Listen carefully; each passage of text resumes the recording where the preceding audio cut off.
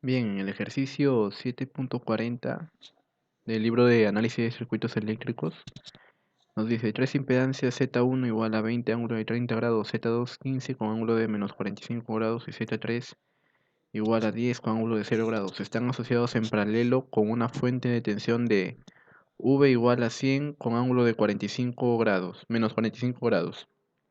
Determine el triángulo de potencias en cada rama, así como la suma de los tres para obtener el triángulo de potencial total. Lo que vemos en la siguiente gráfica es el circuito de tres ramas en paralelo. Bueno, para solucionar este tipo de problemas, como siempre, primero ponemos los datos a un lado, el valor de Z1, Z2 y Z3 y el valor del voltaje que, como fueron leídos, todos están colocados en esta tabla. También tenemos que saber las propiedades del circuito en paralelo, que son las siguientes. El voltaje es constante y la intensidad total es la suma de las intensidades de cada rama. Una vez dicho esto, vamos a proceder a analizar rama por rama. ¿Qué quiere decir? Vamos a analizar impedancia por impedancia en este caso. Vamos por la rama número 1.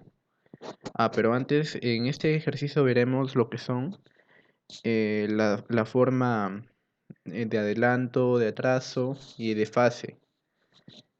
A medida que vayamos llegando a cada una de ellas se irán explicando. Comenzamos con la rama número 1. Nosotros tenemos que saber los datos.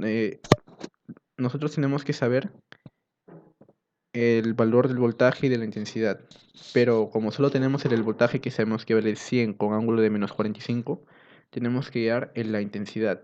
¿Y cómo llamo la intensidad? De la siguiente forma. La intensidad 1 es igual a voltaje sobre impedancia 1. Reemplazamos, queda igual 100 con ángulo de 45 entre impedancia 1, 20 con ángulo de 30. Y ahora el resultado es 5 con ángulo de menos 75. Bien, ¿y ahora qué podemos hacer? ¿Cómo continuamos? ¿Qué hacemos? ¿Cómo puedo saber si este ángulo está en fase, está adelantado, está retrasado? Para saber eso nosotros tenemos que graficar el voltaje y la intensidad. Entonces, si sabemos que nuestro voltaje es de 100 con un ángulo de menos 45, lo dibujamos. Ahí está, con el ángulo de menos 45. Y también tenemos que dibujar a nuestra intensidad, que tenemos a un costado, la que acabamos de hallar, que vale menos 75. ¿Sí? Uno es el voltaje, el otro es la intensidad. ¿Y en qué está? Está en retraso. ¿Por qué está en retraso? Porque mi voltaje está arriba de la intensidad. Eso se puede apreciar en la gráfica. Entonces, pero ¿cuál es su retraso? ¿Cuál es su diferencia de ángulos? Como podemos apreciar, 75 menos 45 es un ángulo de 30, ¿sí? Bien, entonces, pero ¿cómo se representa esto aquí en la manera, en demostración? Ponemos la fórmula de la potencia aparente, que es igual al voltaje por la intensidad. Ese simbolito que tiene a su costado significa de que es de la forma S es igual a P más JQ, donde ¿quién es P? Es la parte real y Q es la parte imaginaria. Ahora vamos a ver quiénes son P y Q. Bueno, pero antes tenemos que hallar S. ¿Cuánto vale S? Sabemos que es la multiplicación de 100 con 5, con sus respectivos ángulos, el voltaje por la intensidad. Esto nos da un valor de 500 con un ángulo de 30 grados. ¿Sí? Y sabemos que ya tenemos un valor. Ese valor, ¿qué significa? De que el módulo de la potencia aparente es 500 y su ángulo con el que se puede sacar el factor de potencia para esta rama es de 30. Bien, ahí empezamos con P. ¿Pero quién es P? P no es otro que la potencia activa. ¿Y a qué es igual? Es igual al voltaje por la intensidad, por el coseno de tita. Pero el voltaje por la intensidad es S, que lo acabamos de hallar, multiplicado por el coseno de tita. Lo único que hacemos es reemplazar el S, que vale 500, recuerden que solo tomamos el módulo, y el coseno de 30, o sea, por su factor de potencia. Entonces resolvemos y queda 433.01 vatios. La potencia aparente se representa también con volt-ampere. Bien, ahora encontremos la potencia reactiva o también conocida como la parte imaginaria. Eso es voltaje por intensidad por el seno de tita. Sabemos que voltaje por intensidad es la potencia aparente y solamente reemplazamos 500 por el seno de 30. Esto nos queda 250 bar o volt-ampere reactivos. Una vez que tenemos esto, vamos a dibujar nuestro triángulo de potencia. Bien, primero dibujamos lo que sería la potencia activa, la parte del eje X. Ahora dibujamos la parte imaginaria, que es la parte reactiva Q, en el eje Y hacia abajo. Y ahora cerramos el triángulo con la potencia aparente S1. ¿Y por qué yo he puesto el siguiente triángulo mirando hacia abajo? Como sabemos, cuando un ángulo, cuando esta rama está en retraso, quiere decir que está actuando de manera inductiva. Cuando está actuando de manera inductiva, su forma gráfica es la siguiente, el triángulo mirando hacia abajo, ¿sí? Y bueno, solamente reemplazamos valores que ya sabemos cuánto valen. Y también el ángulo θ 1 que vale 30 grados. Ya tenemos resuelta la rama número 1. Ahora vamos a resolver la rama número 2. Como dijimos hace un momento, tenemos que hallar primero la intensidad. Intensidad 2 es igual a voltaje sobre la impedancia número 2. Reemplazamos 100 con ángulo de menos 45 entre 15 con ángulo de menos 45. ¿Qué pasa ahora? Nuevamente, con la ayuda de la calculadora hacemos la operación quedando 6.66 con un ángulo de 0 grados. Bien, ¿eso qué significa? De que la intensidad va a estar en el eje X. Ahora, ¿cómo sé que está en adelanto o en retraso? Lo que hacemos es graficar. Hacemos nuestra gráfica con el voltaje y la intensidad. Sabemos que el voltaje está a un ángulo de 45 grados. Eso lo estamos ahí poniendo con el color celeste. Y la intensidad está en un ángulo de 0 grados. Eso quiere decir que está en el eje X.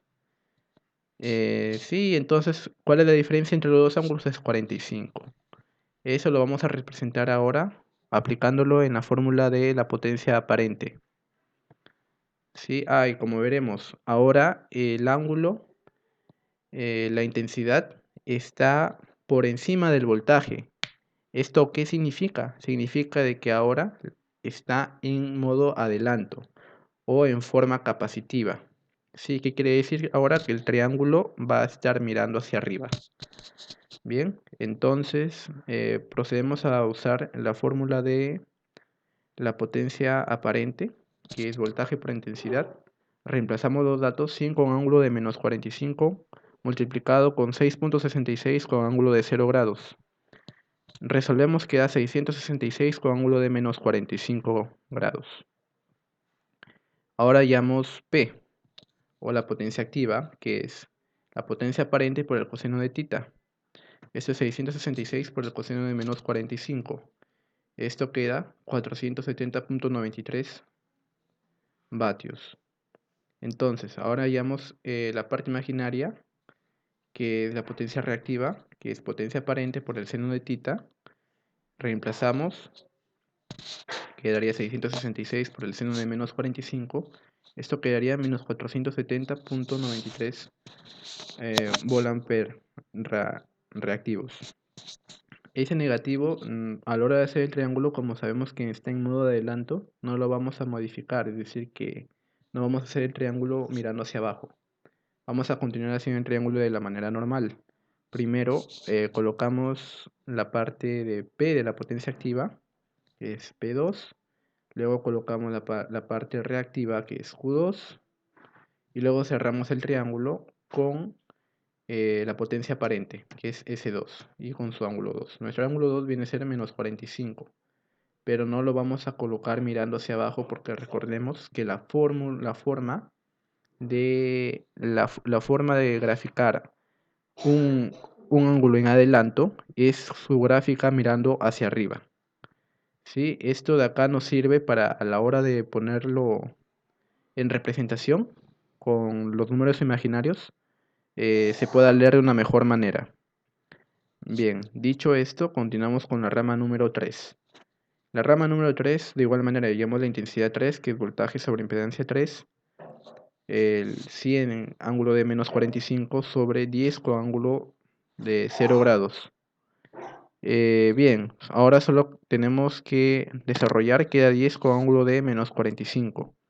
Si tenemos que el voltaje está con ángulo de menos 45, la intensidad 3 está con ángulo de menos 45, entonces graficamos el voltaje con un ángulo de menos 45, ese es nuestro voltaje, y ahora nuestra intensidad, que está en el mismo lugar con la intensidad 3.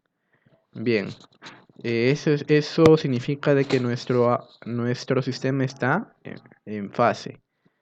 ¿Eso qué quiere decir que esté en fase? Quiere decir que no va a tener parte imaginaria, es decir, que la potencia reactiva va a ser igual a cero.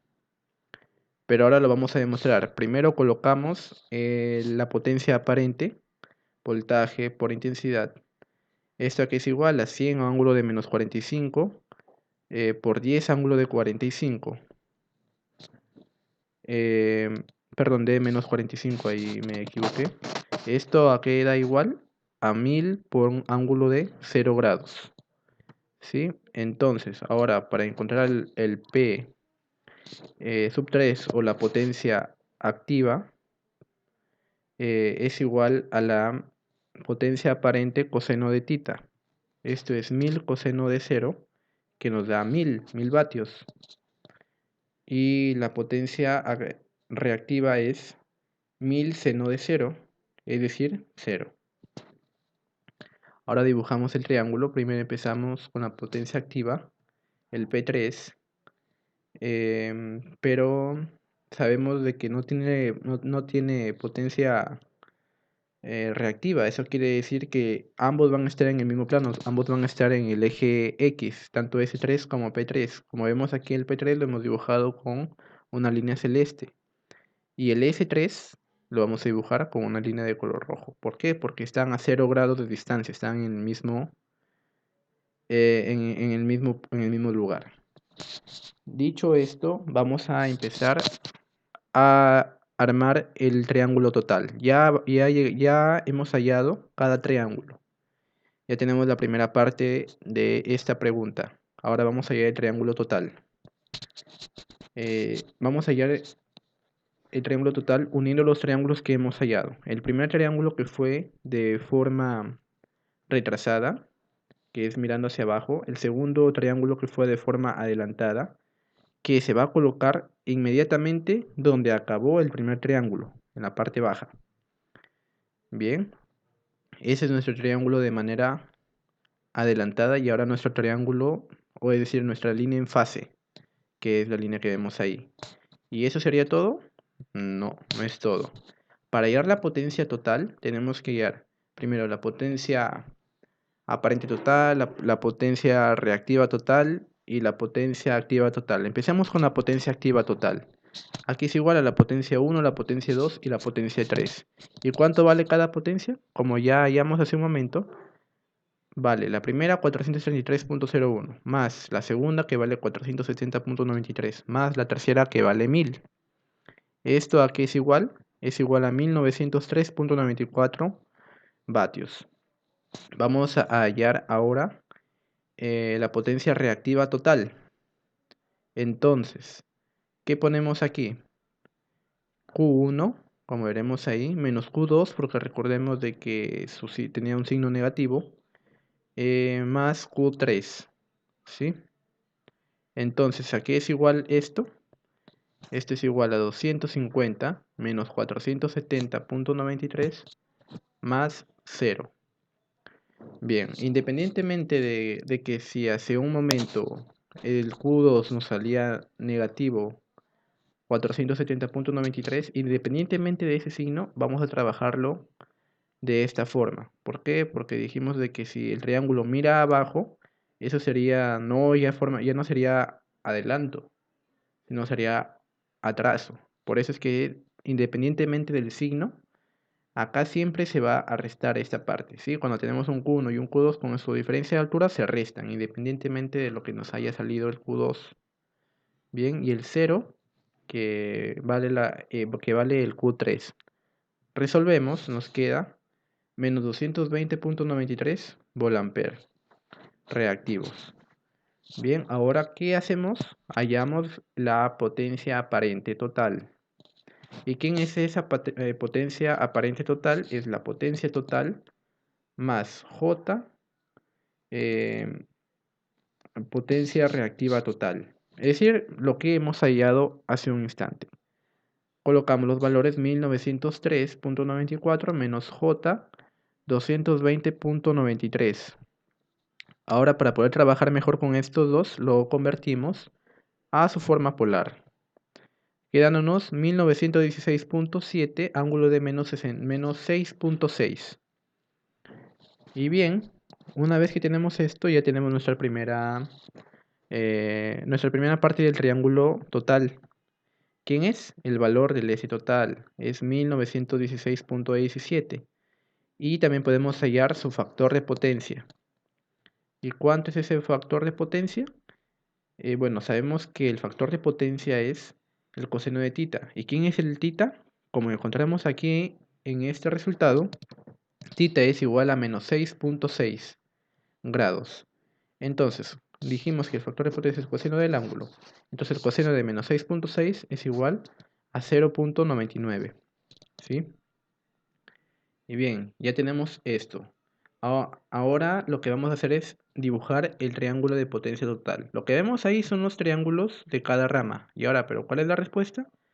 Pues fácil, vamos ahora a graficar el triángulo. Lo que hacemos es nuevamente con ese mismo gráfico, vamos a crear la línea de la potencia aparente total, que une la parte final con la parte inicial del triángulo. Esa línea azul, perdón, esa línea anaranjada que acabamos de digitar, que vendría a ser nuestra potencia aparente total. ¿Y ahora quién sigue? Ahora sigue la potencia activa total, que es lo que estamos dibujando de azul.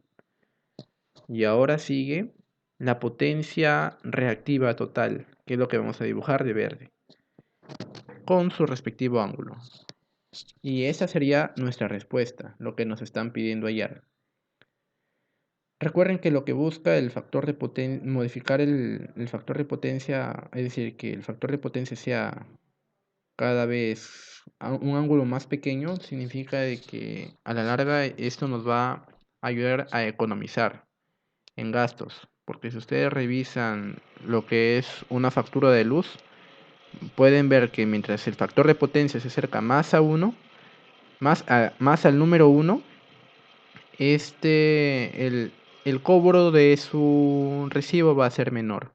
Por eso se busca modificar el factor de potencia hasta que sea tan pequeño que llegue a 1. Bien, eso sería todo. Muchas gracias.